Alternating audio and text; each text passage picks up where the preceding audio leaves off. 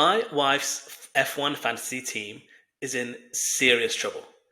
From a manic Melbourne to a wild card in China, with all the unlucky DNFs, her team is on serious life support.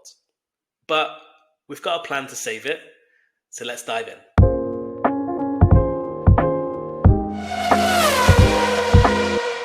Let's look at Australia. What went wrong?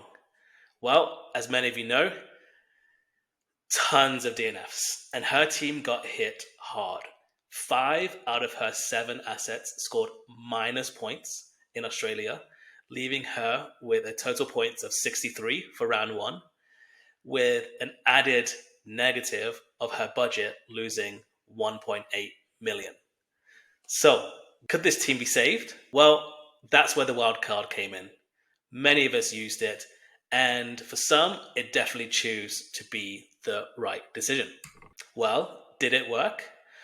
Well, as we can see, 6 out of her 7 team did improve from one week to the next. What changed? Oscar came in for Lando, Albon came in, Lance Stroll came in, Nico Hulkenberg, Ollie Bearman, and Williams, all assets that were definitely going to increase in China. And it worked out well. However, the Ferrari double DSQ, which no one can predict, really just took a downer on this team. Probably could have had her another 80 odd points that really would have put her back in the mix. But not all was lost. Her budget did increase by 2.6 million. But what's holding her team back now? Well, her budget is at 100.2. It's not terrible, but it's still behind a lot of the meta teams. Ferrari, still in her team, they're going to get a price decrease as expected in Japan, so they really need to go. And then looking at her short or long-term plans. Is Albon shaky this week? And is this really a priority move? So, what is the best fix for Japan? Well, here's something that we might do. It's called the Safe Max budget play. Now, seeing as she still only has just over 100 million, increasing her budget is the priority. She can do that by taking out Alex Albon, putting in Esteban Ocon, who is due for an increase if he just scores over minus 3 points, as well as putting in the constructor Haas, who could honestly score minus 31 and up and still see a price increase. So we are looking at this team getting her an extra 3.9 million. But at what cost? Look at all that budget she has left over, 23.8 million. So what she's probably going to say to me is, what about my points? That brings us to the what about my points build. Now, there's a couple different ways she could go with this to utilize that budget that she has left over. She can bring in Liam Lawson for Alex Albon, or McLaren as a constructor. This would give her safety in an A-tier constructor, get her some points on the board.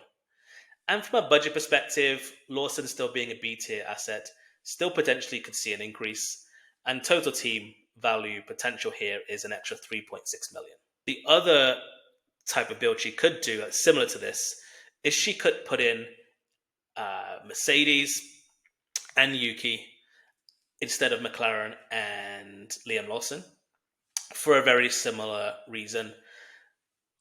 There's going to be safety in the A-tier constructor with the Mercedes, and bringing in Yuki will help offset some points.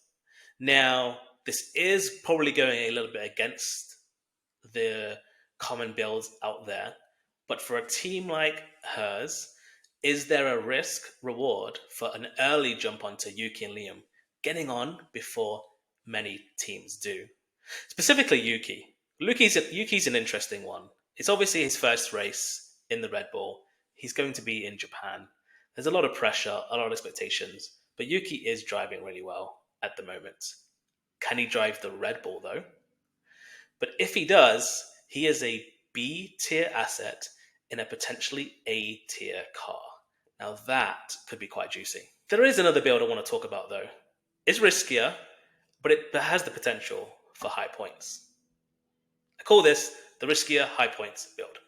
Now, again, by only making 2 transfers, she could take out Ferrari as the priority like we talked about, putting in Haas.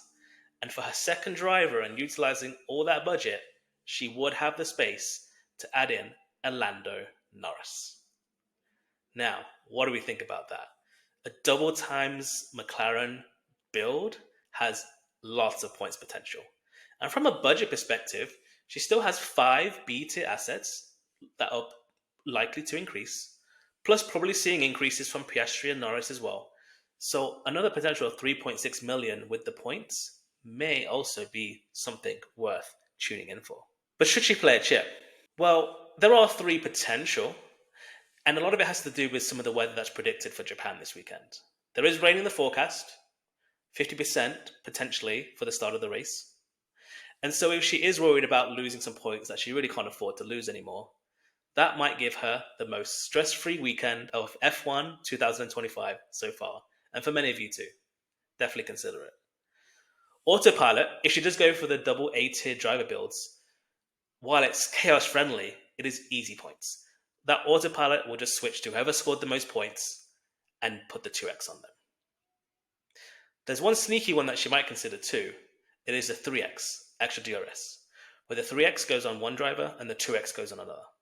So there is a potential for tripling up on the points available for both her McLaren drivers. She'll still gain the budget of 3.6 million potentially for that team that she has selected. But I'm not so sure. I think I might just advise her to wait until she has a team that has 2 A-tier drivers and 1 A-tier constructor. After all, if she does go through the budget build, that's what she's trying to achieve. I'm interested to know what you would do. Would you pick the safe option? Would you go for the double premium driver option? Or would you perhaps go with a premium constructor? Let me know in the comments. And if you'd like to see how this team does next week, don't forget to like and subscribe. We'll see you on the next one.